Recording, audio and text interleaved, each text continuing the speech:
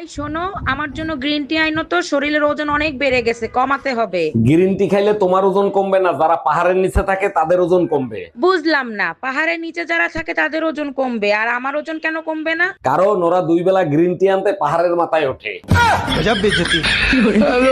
সারাদিন ফোন দিতে দিতে অস্থির হয়ে গেছি। কোথায় গেছিলা, কার সাথে ছিল, সত্যি করে বলো। যেদিকে তাকাই সেই দিকেই শুধু তোমাকে দেখি, মনে হয় আমি তোমার প্রেমে পাগল হয়ে গেছি।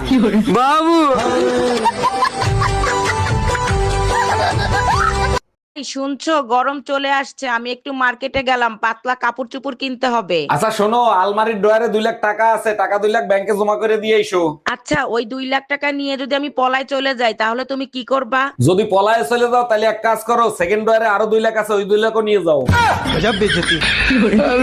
অরুণ ভাই, আশেপাশের ভাবিদের না দেখে নিজের বউরে ভাবিদের মতো স্মার্ট করে তুলেন। ভাবি 25 বছর ধরে চেষ্টা তো কম করলাম না, ছাগল দিয়ে কি কখনো হাল চাষ করা যায়? এভাবে বলতেছেন কেন? ভাবির মতো সরল সোজা বউ পাইছেন, এটা তো আপনার কপাল। বলার কারণ আছে, কালকেও মার্কেটে গিয়ে লিফট থেকে নেমে মানুষজনের সামনে বসে আমারে বলে, লিফটের দরজা লাগাবা না?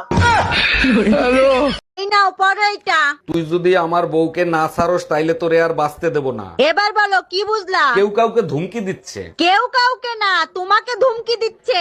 আমারে ধুমকি দেবে কেন? কারণ তোমার চরিত্র সম্বন্ধে আমি জানি। তুমি এইসব ছাড়ো না কেন? তোমার কিছু হইলে আমার কি হবে? আচ্ছা টুম্পা, তুমি থামো, আমি জীবনে আর এই কাজ করব না।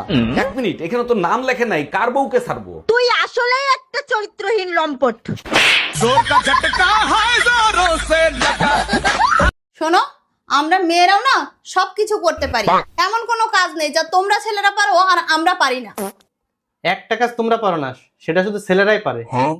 আচ্ছা তাই নাকি? আমিও শুনি এমন কি কাজ যা তোমরা পারো আমরা পারি না। তাহলে চুপ থেকে দেখাও তো সারাদিন।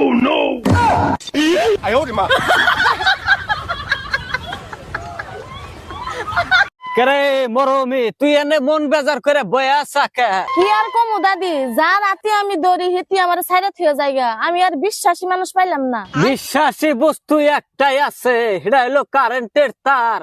তুই আড্ডা দইরা থাকা, মরার আগ পর্যন্ত আর ছাইরা দিব না।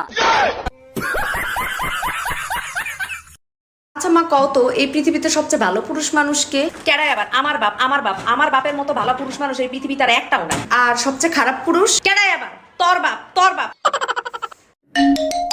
এই তোমার যন্ত্রণায় কি আমি কোনো কাজ বাজ করতে পারবো না? কি হয়েছে বলো? এই আজকে অফিসে যাওয়ার সময় টুম্পা ভাবির বাসায় গেছিলা কেন তুমি? ও তো ভাই এবার শীতে আসবে কিনা সেইটা জিজ্ঞেস করছিলাম। আজকে তুই বাসায় আয়, ড্রামের ঠান্ডা পানিতে তোরে যদি না চুবাইছি, আমি এক বাপের বেটি না।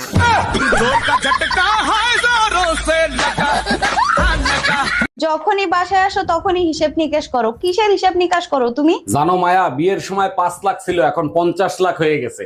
জানো তো, একটা সফল পুরুষের পিছনে নারীর হাত থাকে, তাই অর্ধেক আমারে দিবা। তাইলে এক কাজ করো, বাপের বাড়ি গিয়ে 25 লাখ নিয়ে এসো, আমি 50 লাখ দিই না। তুমি আমার একটা কথাও শোনো না। হ্যাঁ, তোমাকে মন দিছি, কাম তো দিই নাই।